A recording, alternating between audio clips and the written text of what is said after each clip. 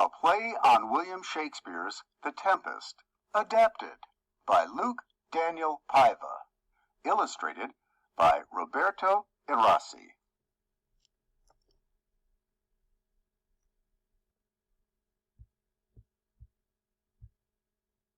Spoiler alert! The play, The Tempest, is known as one of William Shakespeare's comedies, which means though there may be some trouble, it has a happy ending. Prospero, a powerful wizard and former Duke of Milan.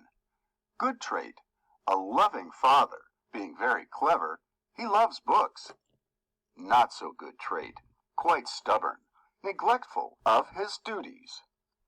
Miranda, Prospero's daughter. Good trait, strong, kind, compassionate. Not so good trait, being the heroine of the story, she has none. Setting, a deserted island with hints of magic in the Mediterranean Sea, near Italy. Ariel, a powerful spirit and Prospero's servant. How he became a servant, we will soon find out. Good trait, powerful, helpful. Not so good trait. He doesn't really have any bad traits. He just wants to be released to go home. Alonso, the King of Naples. Good trait, quick to admit when he has done wrong. Not so good trait, easily influenced by others, and I'm sure we can all agree that a good king must lead and not follow. The captain and his crew, who are asleep for most of the story, for reasons we will soon discover. Antonio, Prospero's brother and currently the Duke of Milan. Aha! The plot thickens. Good trait, hard-working. Not so good trait, seeks power, even if he has to steal it. And so, our story begins. Act 1.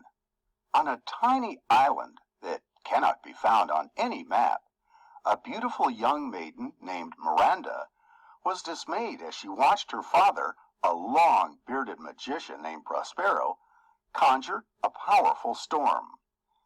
Miranda and her father had been stranded on the island for as long as she could remember.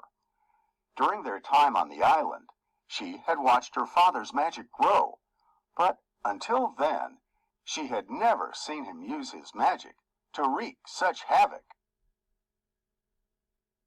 "Oh, please, Father," Miranda cried. "Why have you created this storm? What about those poor sailors?" The powerful Prospero circled his magic staff round and round, creating fierce gusts of wind. "Don't worry, dear," he called over his shoulder to his daughter. "I have a plan. They will not be injured. My servant Ariel is watching over them as we speak." Prospero's winds rushed toward the ship in the distance where Alonso, the King of Naples, and Antonio, the Duke of Milan, were clinging to the ropes, trying not to fall overboard. The strongest winds and roughest waves anyone on board had ever seen rocked and spun the ship as if it were a toy boat in an angry child's tub. The only hope for those aboard the ship was to make it to the tiny island they could just see in the distance, Prospero's Island.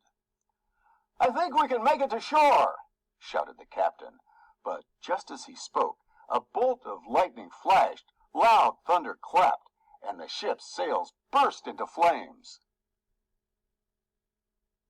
"Abandon ship!" called the captain. Antonio and the king leapt from the ship and paddled with all of their might through the waves toward the island.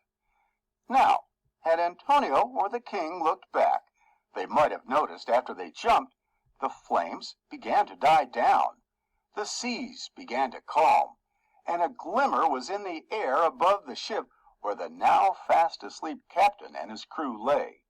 You see, Ariel had cast a spell of deep sleep and protection over them. But the two nobles never looked back. They just kept swimming. As the king and Antonio made it to shore, exhausted and as wet as puddles. They collapsed on the beach and promptly fell into a magical sleep. Prospero was pleased as he watched them through his spyglass. For 12 years he had been stranded on this island, waiting for this day, practicing his magic all the while. It was on the very beach where the king and the duke now slept that Prospero had found the spirit Ariel, who had been trapped by unknown magic long ago in an old gnarled tree. Prospero had freed Ariel from the tree, only to make him a servant in anticipation of this very day.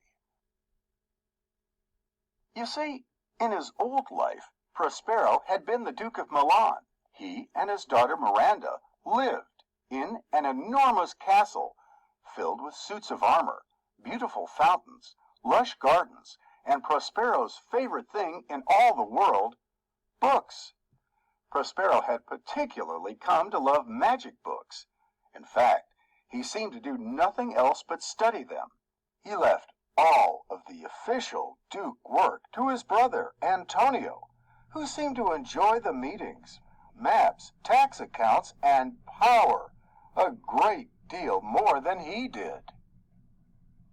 Anger and jealousy began to grow in Antonio's heart as he realized he was doing all of the work.